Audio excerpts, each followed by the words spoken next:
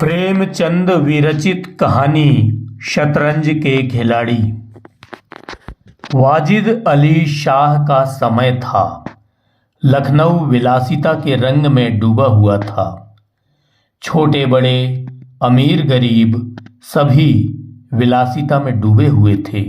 कोई नृत्य और गान की मजलिस सजाता तो कोई अफीम की पिनक ही के मजे लेता था। जीवन के प्रत्येक विभाग में आमोद प्रमोद का प्राधान्य था। शासन विभाग में, साहित्य क्षेत्र में, सामाजिक व्यवस्था में, कला कौशल में, उद्योग धंधों में, आहार व्यवहार में सर्वत्र विलासिता व्याप्त हो रही थी। राज कर्मचारी विषय वासना में, कविगण प्रेम और विरह के वर्णन में, कारीगर कला बत्तू और चिकन बनाने में, व्यवसायी सुरमे, इत्र, मिस्सी और उबटन का रोजगार करने में लिप्त थे। सभी की आंखों में विलासिता का मद छाया हुआ था।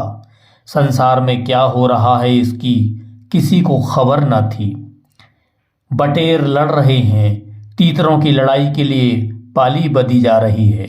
कहीं चौसर बिछी हुई है, पौ 12 का शोर मचा हुआ है। कहीं शतरंज का घोर संग्राम छिड़ा हुआ है। राजा से लेकर रंक तक इसी धुन में मस्त थे। यहाँ तक कि फकीरों को पैसे मिलते तो वे रोटियां न लेकर अफीम खाते या मदक पीते। शतरंज, ताश, गंजीफा खेलने से बुद्धि तीव्र होती है, विचार शक्ति का विकास होता है, पेचीदा मसलों को सुलझाने की आदत पड़ती है। ये दलीलें जोरों के साथ पेश की जाती थीं। इस संप्रदाय के लोगों से दुनिया अब भी खाली नहीं है। इसलिए अगर मिर्जा सज्जाद अली और मीर रोशन अली अपना अधिकांश समय बुद्धि तीव्र करने में व्यतीत करते थे तो किसी विचारशील पुरुष को क्या आपत्ति हो सकती थी।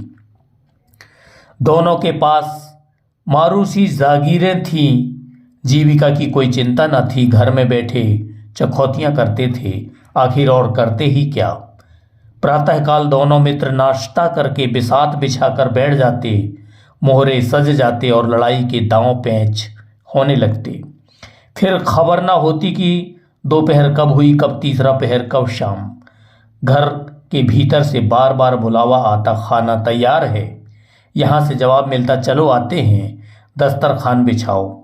यहाँ तक कि बावर्ची विवश होकर कमरे में ही खाना रख जाता था और फिर दोनों मित्र दोनों काम साथ साथ करते थे। मिर्जा सज्जाद अली के घर में कोई बड़ा बूढ़ा न था, इसलिए उन्हीं के दीवान खाने में बाजियां होती थीं। मगर यह बात न थी कि मिर्जा के घर के और लोग उनके इस व्यवहार से खुश हों। घर वालों का तो कहना ही क्या, मोहल्ले वाले, घर के नौकर चाकर तक नित्य द्वेषपूर्ण टिप्पणियां करते थे। बड़ा मनहूस खेल है, घर को तबाह कर देता है। खुदा ना करे किसी को इसकी चाट पड़े। आदमी दीन दुनिया किसी के काम का नहीं रहता, ना घर का ना घाट का। बुरा रोग है। यहाँ तक मिर्जा की बेगम साहिबा को इससे इतना द्वेष था कि अवसर खोज खोज कर पति को लताड़ती थीं, पर उन्हें इसका अवसर मुश्किल से मिलता था। वह सोती ही रहती थीं जब तक उधर बाजी बिछ जाती थी और रात को जब सो जाती थी तब कहीं मिर्जा जी भीतर आते थे। हाँ, नौकर पर वह अपना गुस्सा उतारती रहती थी। क्या पान मांगे हैं? कह दो आकर ले जाएं। खाने की भी फुर्सत नहीं है, ले जाकर सिर पर पटक दो, खाएं चाहे कुत्ते को खिलावें। पर रूबरू वह भी कुछ न कह सकती थी। उनको अपने पति से उतना मलाल न था जितना मीर साहब से। उन्होंने उनका नाम मीर बिगाड़ू रख छोड़ा था। शायद मिर्जा जी अपनी सफाई देने के लिए सारा इल्जाम मीर साहब ही के सिर थोप देते थे। एक दिन बेगम साहबा के सिर में दर्द होने लगा। उन्होंने लौड़ई से कहा, जाकर मिर्जा साहब को बुला ला, किसी हकीम के यहाँ से दवा लाएं। दौड़, जल्दी कर। लौंडी गई तो मिर्जा जी ने कहा, चल अभी आते हैं। बेगम साहिबा का मिजाज गर्म था। इतना ताव कहाँ कि उनके सर में दर्द हो और पति शतरंज खेलता रहे। चेहरा सुर्ख हो गया। लौंडी से कहा, जाकर कह अभी चलिए, नहीं तो वह आप ही हकीम के यहाँ चली जाएंगी।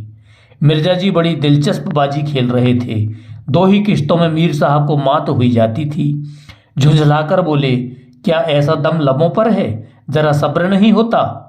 मीर, अरे जाकर सुन ही आइए ना, औरतें नाजुक मिजाज होती ही हैं। मिर्जा, जी हाँ, चला क्यों ना जाऊं, 2 किश्तों में आपको मात होती है। मीर, जनाब इस भरोसे ना रहिएगा, वह चाल सोची है कि आपके मोहरे धरे रहें और मात हो जाए। पर जाइए, सुन आइए, क्यों ख्वाम उनका दिल दुखाइएगा। मिर्जा, इसी बात पर मात ही करके जाऊंगा। मैं खेलूंगा नहीं, आप जाकर सुन आइए। अरे यार, जाना पड़ेगा हकीम के यहाँ, सिरदर्द खाक नहीं है, मुझे परेशान करने का बहाना है। कुछ भी हो, उनकी खातिर तो करनी ही पड़ेगी। अच्छा, एक चाल और चल लूं। हरगिज नहीं, जब तक आप सुन न आवेंगे मैं मोहरे के हाथ ही न लगाऊंगा। मिर्जा साहब मजबूर होकर अंदर गए तो बेगम साहबा ने त्योरियां बदलकर लेकिन कराहते हुए कहा, तुम्हें निगोड़ी शतरंज इतनी प्यारी है, चाहे कोई मर ही जाए पर उठने का नाम नहीं लेते। नौज कोई तुम जैसा आदमी हो।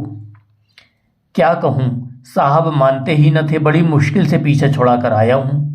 क्या जैसे वह खुद निखट्टू हैं वैसा ही सबको समझते हैं?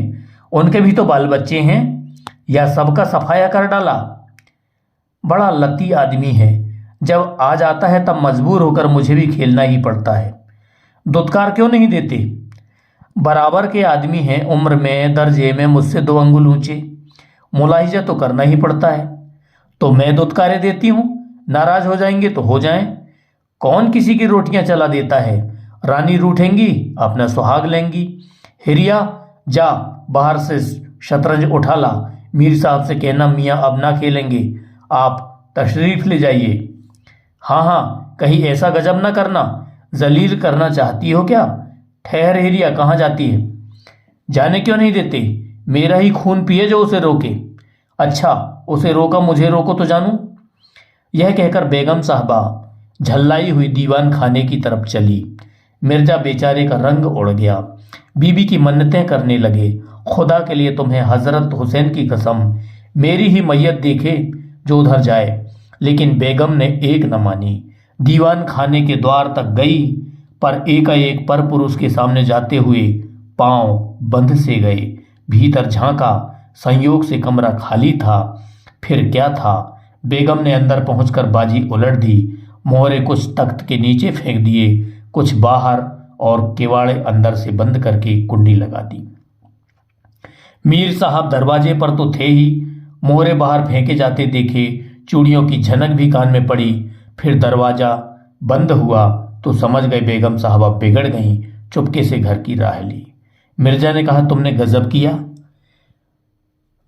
बेगम, अब मीर साहब इधर आए, खड़े खड़े निकलवा दूंगी।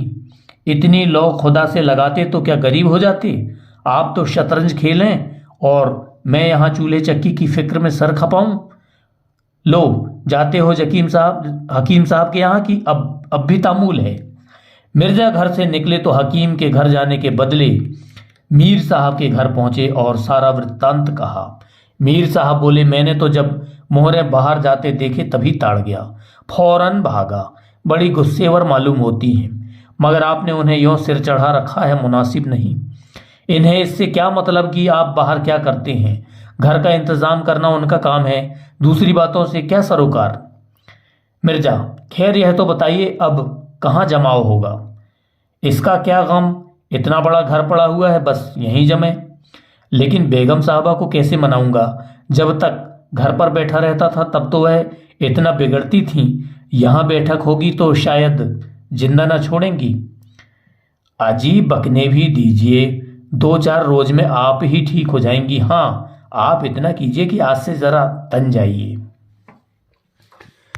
मीर साहब की बेगम किसी अज्ञात कारण से उनके घर से दूर रहना उपयुक्त समझती थी, इसलिए वह उनके शतरंज प्रेम की कभी आलोचना न करती, बल्कि कभी कभी मीर साहब को देर हो जाती तो याद दिला देती थी। इन कारणों से मीर साहब को भ्रम हो गया था कि मेरी स्त्री अत्यंत विनयशील और गंभीर है।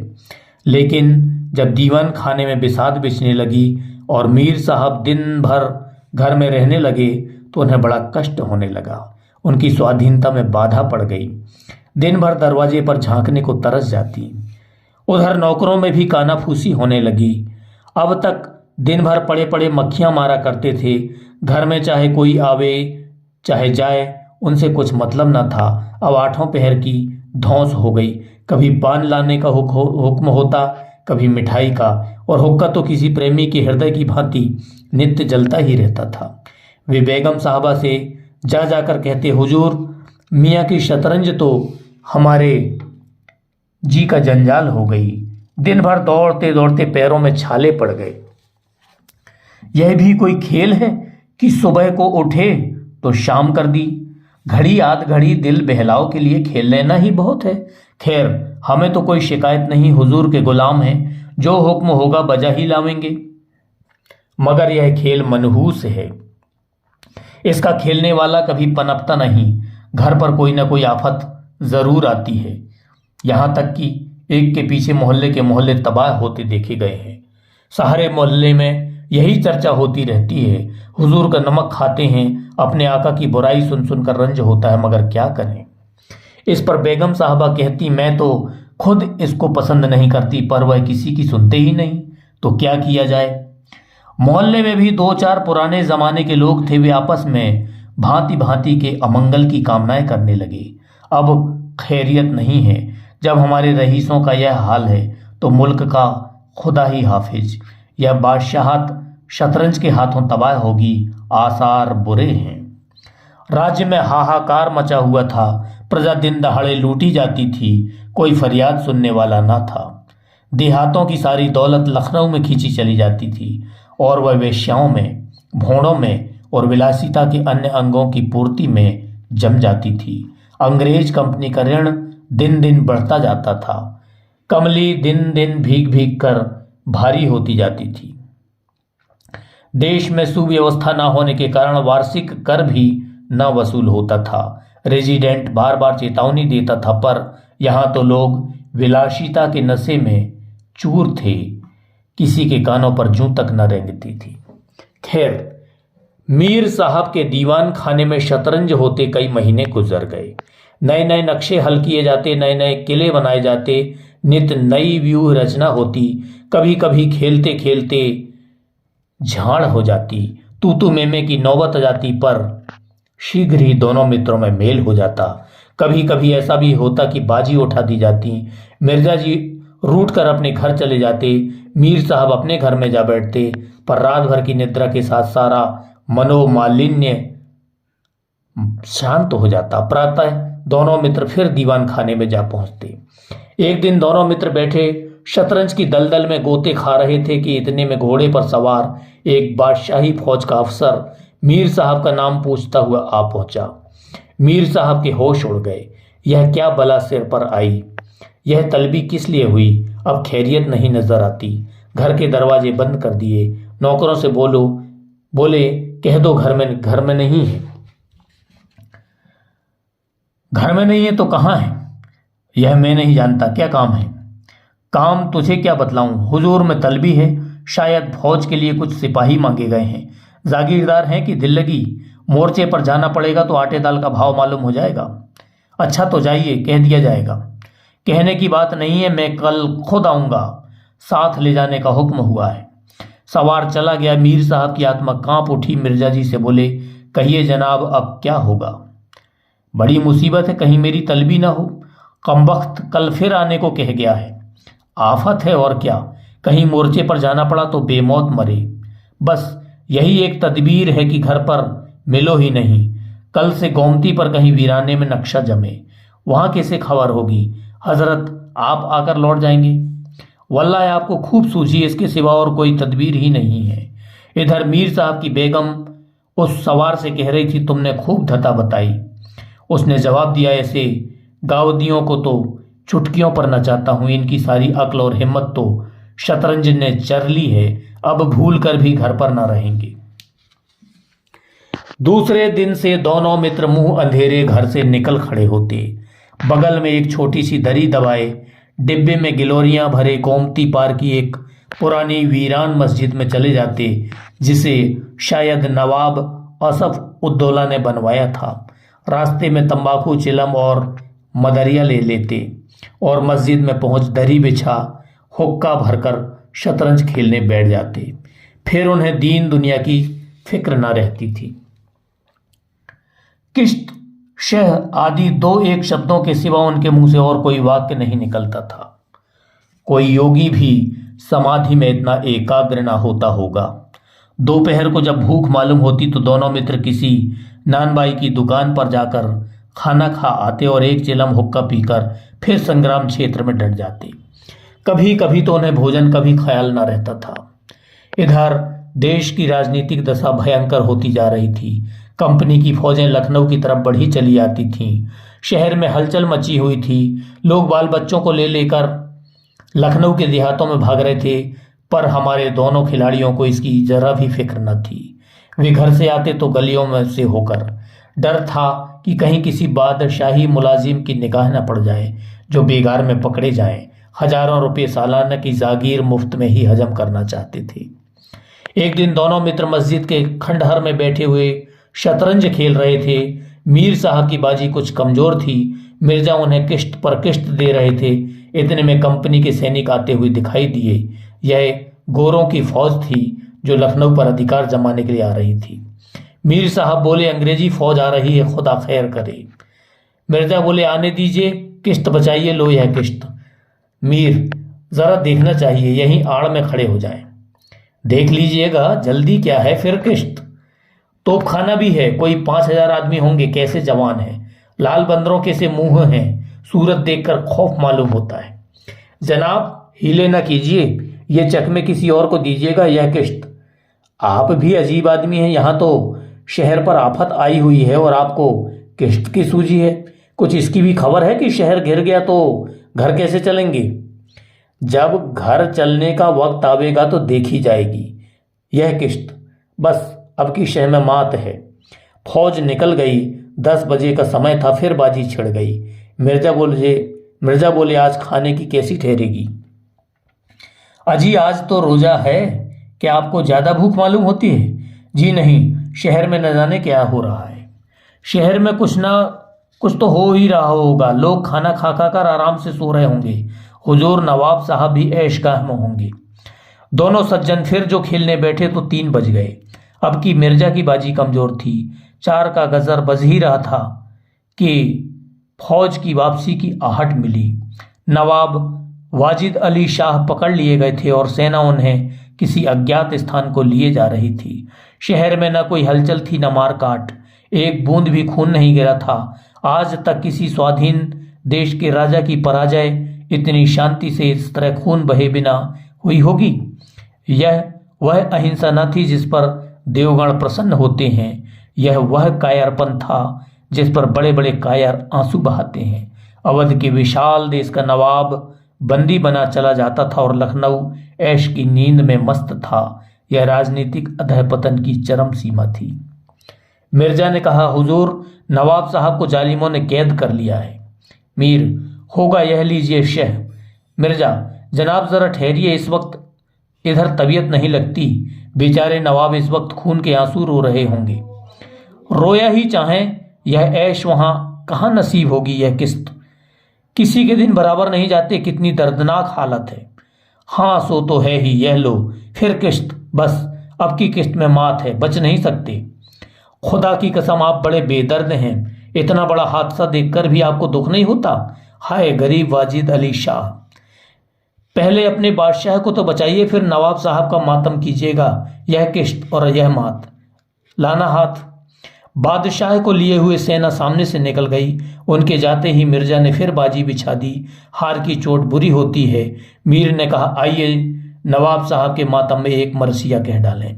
लेकिन मिर्जा जी की राजभक्ति अपनी हार के साथ लुप्त हो चुकी थी। वह हार का बदला चुकाने के लिए अधीर हो रहे थे। शाम हो गई। खंडहर में चमगादड़ों ने चीखना शुरू किया। अबाबीलें आ आकर अपने अपने घोंसलों में चिमटी पर दोनों खिलाड़ी डटे हुए थे, मानो दो खून के प्यासे सूरमा आपस में लड़ रहे हों। मिर्जा जी 3 बाजियां लगातार हार चुके थे। इस चौथी बाजी का रंग भी अच्छा न था। वह बार बार जीतने का दृढ़ निश्चय करके संभल कर खेलते थे, लेकिन एक न एक चाल ऐसी बेढब आ पड़ती थी जिससे बाजी खराब हो जाती थी। हर बार हार के साथ प्रतिकार की भावना और भी उग्र होती जाती थी। उधर मीर साहब मारे उमंग के गजलें गाते थे, चुटकियां लेते थे, मानो कोई गुप्त धन पा गए हों। मिर्जा जी सुन सुनकर झुंझलाते और हार की झेप मिटाने के लिए उनकी दाद देते थे, पर ज्यों-ज्यों बाजी कमजोर पड़ती थी, धैर्य हाथ से निकलता जाता था। यहां तक कि वह बात बात पर झुंझलाने लगे, जनाब आप चाल न बदला कीजिए। यह क्या कि एक चाल चले और फिर उसे बदल दिया। जो कुछ चलना हो एक बार चल लीजिए। यह आप मोहरे पर ही हाथ क्यों रखे रहते हैं? मोहरे को छोड़ दीजिए। जब तक आपको चाल ना सूझे मोहरा छूइए ही नहीं। आप एक एक चाल आधा आध घंटे में चलते हैं, इसकी सनद नहीं। जिसे एक चाल चलने में 5 मिनट से ज़्यादा लगे उसकी मात समझी जाए। फिर आपने चाल बदली, चुपके से मोहरा वहीं रख दीजिए। मीर साहब का फर्जी पिटता था। बोले मैंने चाल चली ही कब थी? आप चाल चल चुके हैं, मोहरा वहीं रख दीजिए, उसी घर में। उस घर में क्यों रखूं? हाथ से मोहरा छोड़ा कब था? मोहरा आप कयामत तक ना छोड़ें तो क्या चाल ही ना होगी? फर्जी पिटते देखा तो धांधली करने लगे। धांधली आप करते हैं। हार जीत तकदीर से होती है, धांधली करने से कोई नहीं जीतता। तो इस बाजी में आपकी मात हो गई। मुझे क्यों मात होने लगी? तो आप मोहरा उसी घर में रख दीजिए जहां पहले रखा था। वहां क्यों रखूं? नहीं रखता। क्यों ना रखिएगा, आपको रखना होगा। तकरार बढ़ने लगी। दोनों अपनी अपनी टेक पर अड़े थे। ना यह दबता था ना वह। अप्रासंगिक बातें होने लगी। मिर्जा बोले किसी ने खानदान में शतरंज खेली होती तब तो इसके कायदे जानते। वे तो हमेशा घास शीला किए, आप शतरंज क्या खेलिएगा? रियासत और ही चीज है, जागीर मिल जाने ही से कोई रईस नहीं हो जाता। क्या घास आपके अब्बाजान छीलते होंगे?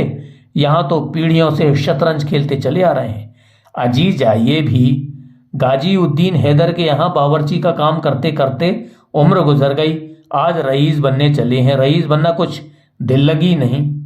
क्यों अपने बुजुर्गों के मुंह कालिख लगाते हो? वे ही बावर्ची का काम करते होंगे। यहाँ तो हमेशा बादशाह के दस्तरखान पर खाना खाते चले आए हैं। अरे चल चरकटे, बहुत बढ़ चढ़कर बातें ना कर। जवान संभालिए वरना बुरा होगा। मैं ऐसी बातें सुनने का आदी नहीं हूं। यहां तो किसी ने आंखें दिखाई कि उसकी आंखें निकल ली। है हौसला? आप मेरा हौसला देखना चाहते हैं तो फिर आइए, आज 2-2 हाथ हो जाए, इधर या उधर। तो यहां तुमसे दबने वाला कौन है? दोनों दोस्तों ने कमर से तलवारें निकाल ली। नवाबी जमाना था, सभी तलवार पेश कब्ज कटार वगैरह बांधते थे। दोनों बिलासी थे पर कायर न थे। उनमें राजनीतिक भावों का अधः पतन हो गया था। बादशाह के लिए, बादशाहत के लिए क्यों मरें? पर व्यक्तिगत वीरता का अभाव न था। दोनों ने पैंतरे बदले, तलवारें चमकी, छपाछप की आवाजें आई। दोनों जख्म खाकर गिरे और दोनों ने वहीं तड़प कर जाने दे दी। अपने बादशाह के लिए जिनकी आंखों से एक बूंद आंसू न निकला, उन्हीं दोनों प्राणियों ने शतरंज के वजीर की रक्षा में प्राण दे दिए। अंधेरा हो चला था, बाजी बिछी हुई थी। दोनों बादशाह अपने अपने सिंहासनों पर बैठे मानो इन दोनों वीरों की मृत्यु पर रो रहे थे। चारों तरफ सन्नाटा छाया हुआ था। खंडहर की टूटी हुई मेहराबें, गिरी हुई दीवारें और धूल धूसरित मीनारें इन लाशों को देखती और सिर धुनती थीं। आप सुन रहे थे मुंशी प्रेमचंद जी द्वारा लिखी हुई कहानी शतरंज के खिलाड़ी। वाचन स्वर नैनपुर मंडला, मध्य प्रदेश, भारत से डॉक्टर राजेश कुमार ठाकुर।